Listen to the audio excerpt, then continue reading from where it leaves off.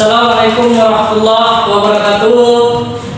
Selamat datang kembali di YouTube Aldi Channel, YouTube tempat berbagi pengetahuan baik itu seputar pendidikan, pengetahuan, dakwah dan agama, khusus diperuntukkan untuk anak muda Indonesia, anak sekolah yang masih sekolah di Indonesia.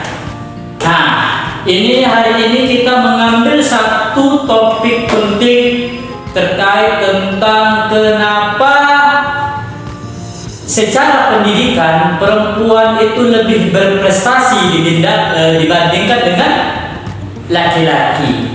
Nah, ada data terkait tentang itu. Datanya di sini, dan juga di sini. Ada 3 data terkait tentang penelitian kenapa perempuan itu lebih berprestasi dibandingkan laki-laki. Jadi kalau misalnya kita berbicara mengenai pendidikan, berbicara mengenai perempuan, maka kita harus menilik kembali bagaimana terkait tentang era perempuan menjadi titik fokusnya, yaitu di Arab masa jahiliyah. Bagaimana perempuan itu, mohon maaf, di masa jahiliyah itu semacam diduakan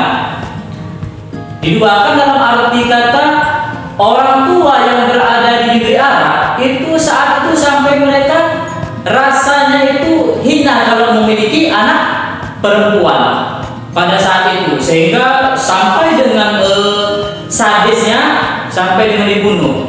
Lalu itu terkait tentang zaman jahiliyah yang berada di Arab gitu. Sini perkembangan zaman dan hadirnya Rasulullah, perempuan itu dimuliakan, harkat dan martabatnya itu dimuliakan oleh eranya Rasulullah, kedatangannya Rasulullah, risalahnya Rasulullah membawa era perempuan itu lebih dimuliakan dari segi kedudukannya. Lalu daripada itu, beranjak daripada kisah keindonesiaan, bagaimana perempuan itu saat dulu ketika sebelum merdeka itu seakan-akan perempuan itu lebih disuruh untuk di dapur, di sumur gitu, hanya seputar di rumah aja gitu, hanya seputar di rumah saja gitu, tidak diizinkan untuk memiliki pendidikan yang lebih tinggi. Nah, lalu hadirlah RA Kartini untuk memberikan satu bukti nyata bahwa nyatanya perempuan bisa rupa-rupanya berkarir, bisa rupa-rupanya keluar rumah, bisa rupa-rupanya memberikan swadaya, sumbangsih bagi perempuan yang ada di Indonesia. Itu kalau kita menilik terkait tentang perempuan yang ada di Indonesia ini, bagaimana kiprahnya perempuan itu tak bisa dipungkiri. Memang grafik terkait dengan kiprahnya perempuan itu naik grafiknya gitu. Lalu yang menjadi satu halnya itu, yang menjadi satu titik fokusnya itu ialah bahwa rupa-rupanya di zaman setelah merdeka sampai dengan saat ini, banyak wanita-wanita di Indonesia yang sudah berkarir. Salah satunya itu ialah presiden pertama perempuan itu di Indonesia, itu ialah Megawati. Itu menunjukkan bahwa memang hari ini eksistensi perempuan itu tidak bisa dipandang sepele gitu. Maka oleh sebab itu, berdasarkan daripada itu, ada 3 topik yang akan kita bahas terkait tentang kenapa pendidikan, secara pendidikan perempuan itu lebih berprestasi dibandingkan laki-laki. Nah, 3 alasan kenapa secara pendidikan perempuan lebih berprestasi. Yang pertama, bahwa anggapan anak perempuan itu lebih lemah dalam matematika membuat orang tua itu lebih intens memberikan swadayanya untuk perhatiannya kepada mengikuti apa namanya, bimbel, bimbingan belajar dan lain sebagainya gitu. Karena stereotip sekarang ini menganggap bahwa kalau kita itu pandai matematika, kalau kita pandai berhitung, itu sama dengan kita sudah pandai secara keseluruhan mata pelajaran.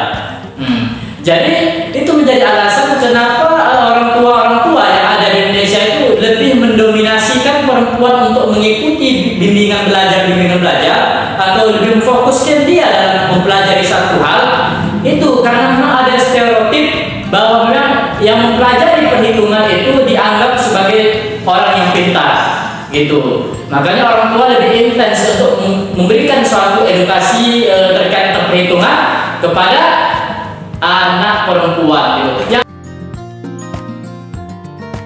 Yang kedua, yaitu gaya belajar yang berbeda pada anak perempuan dan anak laki-laki.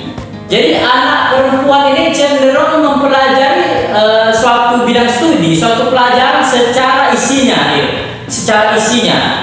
Sedangkan anak laki-laki dia lebih intens belajar itu untuk hanya mendapatkan nilai secara intens secara instan gitu. Sedangkan perempuan enggak. Perempuan dia mempelajari suatu bidang ilmu, dia menyeluruh, dia ke isi-isinya, harus lebih betul-betul paham dia gitu. Kalau misalnya laki enggak, modelnya laki-laki itu secara pendidikan dia hanya mempelajari secara hal-hal dasarnya saja gitu, atau lebih kepada instannya gitu. Itu menjadi satu alasan kenapa secara pendidikan, secara gaya belajar itu perempuan itu lebih memahami isinya itu, sedangkan laki-laki mungkin secara dominasinya secara dominasi laki-laki umumnya gitu ya.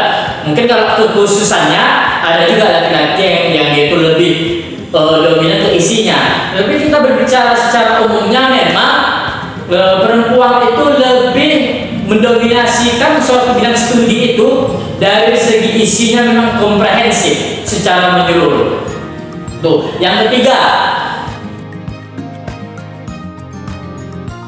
alasan ketiga kenapa secara pendidikan perempuan lebih berprestasi, yaitu perempuan ini dia lebih ulet dan lebih mampu berkonsentrasi.